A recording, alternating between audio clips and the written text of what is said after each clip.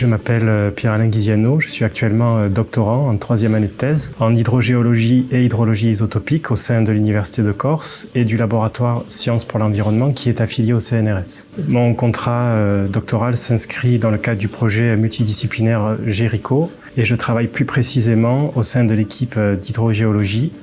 du projet Gestion des eaux et valorisation en Méditerranée sous la direction du professeur Frédéric Huneau et du docteur Sébastien Santoni. Mon projet s'intéresse à la dynamique de contribution des eaux souterraines au bilan hydrologique de plusieurs fleuves méditerranéens en Corse. Il s'agit pour nous de mieux comprendre pourquoi sur le territoire insulaire, certaines rivières continuent de couler toute l'année et en particulier l'été quand il ne pleut pas et quand les besoins sur la ressource se font les plus importants. Pour cela, on a choisi 10 bassins versants insulaires présentant des caractéristiques contrastées. Et on essaye également de mieux appréhender quels pourraient être les impacts du changement climatique sur le fonctionnement hydrogéologique de ces fleuves, de ces bassins versants, donc du débit que l'on peut retrouver et donc de cette contribution des eaux souterraines. Nous faisons au laboratoire ce qu'on appelle du traçage naturel, c'est-à-dire que l'on considère que chaque eau, quelle que soit son origine, possède une composition géochimique, donc en éléments dissous,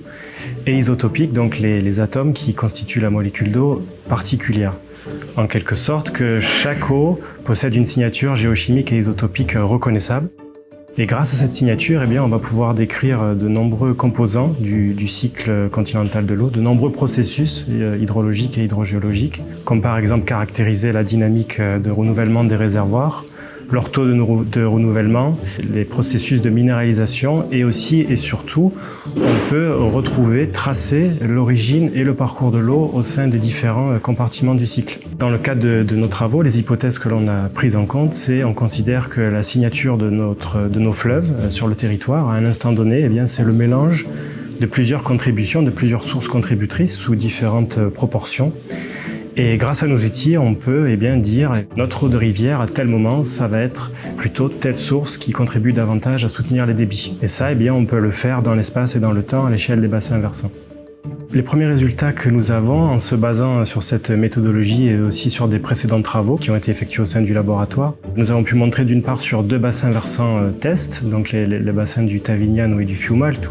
que ceux-ci étaient tributaires des eaux souterraines, c'est-à-dire que les eaux souterraines constituent le principal contributeur en soutien du débit de ces fleuves. Alors pendant l'été, bien sûr, avec plus de 90% de contribution,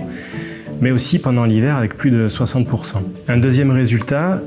sur les autres bassins versants que nous avons sélectionnés, nous avons pu montrer pendant une année particulièrement sèche que les conditions d'entrée, c'est-à-dire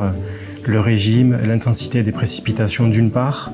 et d'autre part les éléments qui structurent nos bassins versants, donc par exemple leur forme, leur taille, la nature des roches et des aquifères qui les composent, vont conditionner cette genèse des eaux souterraines qui vont par la suite alimenter nos fleuves et donc soutenir les écosystèmes et les activités humaines qui en dépendent.